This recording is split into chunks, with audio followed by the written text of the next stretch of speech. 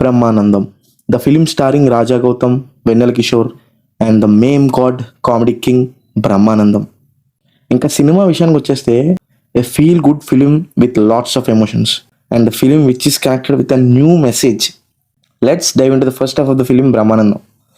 మనవడగా బ్రహ్మ, తాతయ్యగా ఆనందమూర్తి, తండ్రి కొడుకులు తాత మనవళ్ళగా మెప్పించేశారండి.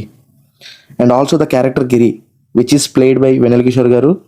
సినిమాలో ఈ మూడు క్యారెక్టర్లో ఏది లేకపోయినా సినిమా బోర్ కొట్టేసేదేమో. కామెడీ చాలా అంటే చాలా చోట్ల ఫుల్గా వర్కౌట్ అయింది. సినిమా చివరిదాకా హాయిగా నవ్వుకుంటూ బ్రహ్మానందం గారిని తెర మీద చూస్తూ మనసు హాయిగా అనిపించింది. ఖచ్చితంగా చెప్తున్నా, ఓ మంచి సినిమా ప్రశాంతంగా ఓ మంచి మెసేజ్తో సినిమా చాలా బాగా అనిపిస్తుంది. డెఫినెట్గా మీరు థియేటర్లో చూడాలి. రాజా గౌతమ్ తనలోని యాక్టర్ని ఈ సినిమాలో చాలా యాంగిల్స్లో బయట పెట్టారు.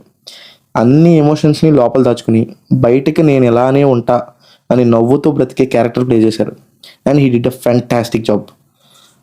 వెన్నెల కిషోర్ క్యారెక్టర్ అయితే సూపర్ ఫన్ అండ్ ఎనర్జెటిక్. సినిమాకి అవసరమైన ప్రతి చోట ఉంటూ నవ్వించి మెప్పించాడు. అండ్ నెక్స్ట్ ఈ సినిమాకున్న మేజర్ అసెట్ ఏదైనా ఉందంటే మ్యూజిక్ పై శాండిలియా పెసలపాటి. చాలా సర్ప్రైజింగ్ అనిపించిందండి. అంటే సినిమాకి వెళ్ళేదాకా మ్యూజిక్ డైరెక్టర్ ఎవరో తెలీదు. ఆ మ్యూజిక్, ఆ సోల్ఫుల్ మ్యూజిక్కి, ద ఎమోషనల్ బీజిఎమ్స్కి కానీ సాంగ్స్కి కానీ ఎవర్రా మ్యూజిక్ డైరెక్టర్ అని అప్పటికప్పుడు గూగుల్లో సెర్చ్ చేస్తే తెలిసిందే, ఇట్స్ శాండిలియా పెసలపాటి అని. సో గుడ్, చాలా బాగా మ్యూజిక్ ఇచ్చారు. ఒక మంచి సినిమాకి అన్నీ వాటంతట అవే వస్తాయంటే ఏదో అనుకున్నా, బహుశా ఇదేనేమో. Finally Brahmanandam is a film which is filled with lots of comedy, emotionally blended roller coaster. Go watch Brahmanandam in your nearest theaters. Until then, please like, share, and subscribe to our channel, Screen Reviews.